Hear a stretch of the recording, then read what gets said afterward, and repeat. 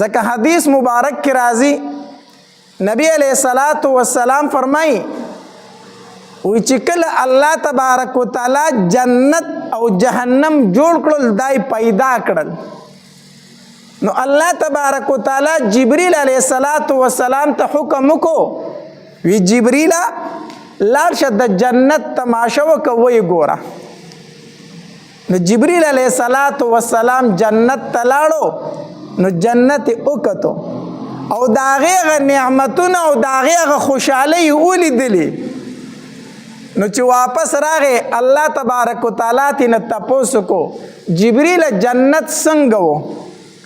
نو جبرئیل علیہ السلام فرمایل وی الله تدې جنت متعلق چې چاته خبر ورسېدو نو هغه بخامخا دې جنت لپاره تیارې کړي ته ځان را رسي داسې نعمتونه چې چا واورېدل نو ضرور به ځان دې جنت لرا رسي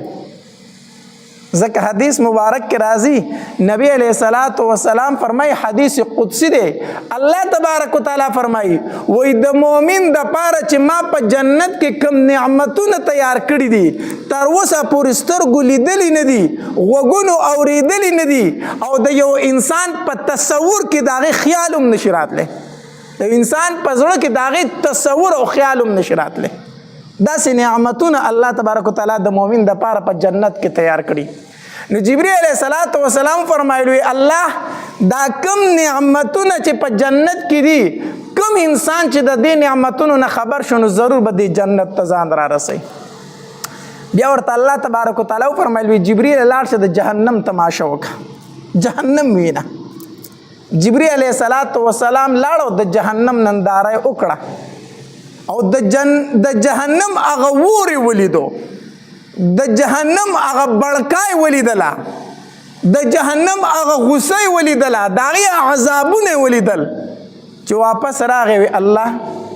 د دې جهنم متعلق چې د چا غوږونو تم د دې خبر ورسېدو چېرته به دې جهنم ته رانه شي چېرته به هم دې جهنم ته رانه شي بیا ورته الله تبارک وتعالی وفرمایل وی جبرئیله اوس لاړ شه لږ بیا د جنت تماشا وکړه ځکه دا جنت چې دی دا خو ډېر ښایسته ما تیار کړی ډېر ښکلی ما تیار کړی دی خو دې جنت ته به راځي خلک څنګه د دې د راتلو هغه اسباب ورشه وګوره چې دې جنت ته به سړی څنګه راځي نو جبرئیل علیہ السلام لاړو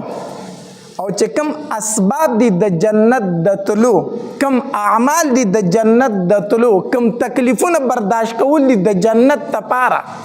چې هغه ولیدل کنه او واپس راغی وی الله دې جنت ته هیڅوک نشي راتلی که څوک راځي صرف ستا په رحم به راشي دې جنت ته راتله ډېر مشکل دي ځکه چې دې جنت ته راتله په تکلیفونو باندې دي په مصیبتونو باندې دي څه تکلیفونه د شریعت دي او څه تکلیفونه هسې په انسان باندې راشي لکه مونځ کول د ورځې 5 ټیمه دا به چې ته وایي دا ګران کار دی که نه غرمه خلک خوبونه کوي او ته به په غرمه کې پاسې جومات ته به مانځله راځي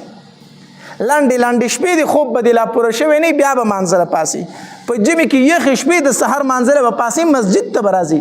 سخته ګرمي به وي تږی به وي وږی به خو روژه به نیسي دا تکلیفونه نه دي روژه به نیسي دارنګې بدني تکلیفونه هم په انسان باندې ډېر شی راځي که نه تبه ده ټوخی دی بل مرض دی غریبي ده بل مرض دی بل مرض دی دا تکلیفونه په انسان راځي نه نو دا هم ګورې د جنت لپاره یوه ذریعه ده په انسان باندې دا تکلیفونه راتلل ښه لکه حدیث مبارک کې راځي نبی علیہ السلام فرمایي وایي د یو انسان دپاره الله تبارک وتعالی په جنت کې ځای جوړ کړی وي دی د جنت دپاره پیدا کړی وي خو دی په خپل عمل باندې دغې ځای ته نشي رسېدی الله دله یو مقام مقرر کړی په جنت کې خو د ده عمل داسې دی چې دی هغې ته په دې عمل باندې ځانو نشي رسولی نو وی الله تبارک وتعالی په ده باندې تکلیفونه راولي مصیبتونه پې راولي نو په هغې تکلیفونو او مصیبتونو سره الله د ده نه ګناهونه ختم کړي او د ده درجې پې اوچتې کړي د دې درجې پې څه کړي اوچتې کړي نو الله په دې تکلیفونو سره دغې ځای ته ورسوي خو دا کم تکلیفونه او کم مصیبتونه دي چې کله په انسان باندې مصیبت راغی تکلیف پې راغی د په دغې ټایم کې بدې ردې نه ویلې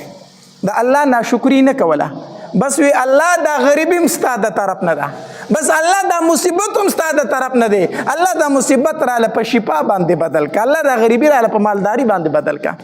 نو په دنیا کې به تکلیفونه راځي، ځکه په جنت کې دی مسلمان له الله یو ځای جوړ کړی، یو مقام جوړ کړی، دی هغې ځای ته رسېدی نه شي. الله په ده باندې بیماري راولي، بل تکلیف راولي، دی پې صبر وکړي، د هغې صبر د وجې نه الله تبارک وتعالی د ده درجې اوچتې کړي او ګناهونه ترې ختم کړي، ګناهونه ترې څه کړي؟ ختم کړي. روایات کې خو راځي چې د انسان په لاس کې غنه لاړه شي، غنه که نه، په دې ورته هم الله اجر ورکوي،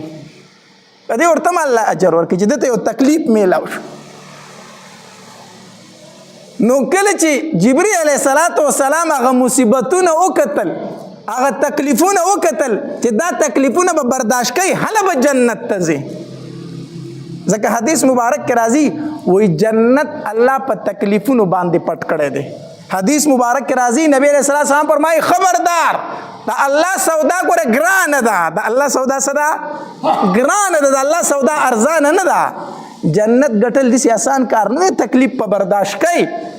زموږ استاد به فرمایلی دا صدلون خوړ خیرات خو نه ده چې هر سړی دې ورته ځي، تکلیفونه به برداشت کوي. نو جبرئیل علیه السلام چې هغه تکلیفونه وکتل که نه او واپس راغی، وی الله دې جنت ته تله ګران دي، صرف ستا په رحم به ورته خلک ځي. بیا ورته الله تبارک وتعالی فرمایل اوس لاړ شه د جهنم د تلو اسباب وګوره چې د جهنم ته به خلک د کومو عملونو د وجې نه ځي. نو چې جبرئیل علیه السلام لاړو او جهنم یې وکتو، نو جهنم په مزو کې پټ و.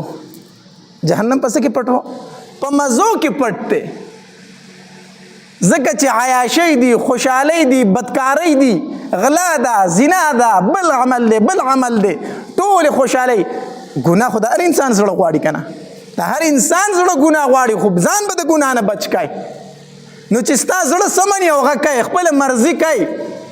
او ځان خوشحالۍ په دنیا کې، نو چېرته به ځې؟ جهنم ته به ځې که نه؟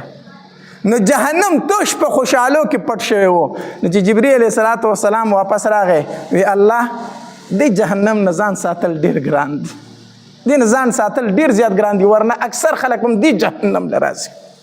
دې جهنم ته به داخلېږي. الله ته دې وجې نه په دین اسلام کې به تکلیفونه برداشت کوي. دا تکلیفونه ستا د اوچتوالي دپاره دي، ستا د ګناهونو د ختمولو دپاره دي.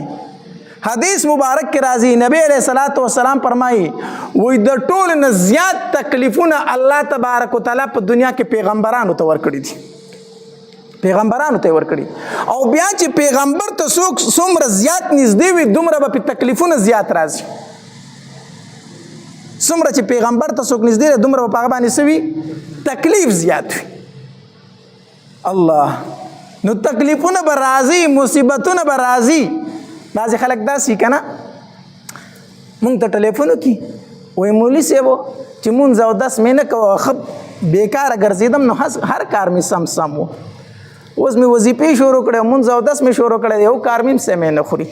داسې وایي پکې اکثر خلک که نه، وظیفې هم کوم، مونځونه هم کوم، او نور فاسقان فاجران دي د هغې کار په بره روان دی او زما هغه په ښکته را روان دی. نو زه ورته وایم الله تبارک وتعالی درنه په دې مصیبتونو باندې کوم ګناهونه چې دي کړي هغه درنه ختموي که نه؟ هغه درنه ختموي. ستا دپاره الله په جنت کې ټکانه مقرر کړې ده، ځکه خو ته دیندارۍ ته راواړولې. اوس په دې دیندارۍ کې به مصیبتونه راځي چې کوم ګناهونه شوي چې د هغې کفاره درله په دنیا کې درکړې شي، او الله تبارک وتعالی په ستا درجې اوچتې کړي، دغې مقام ته دې ورسوي.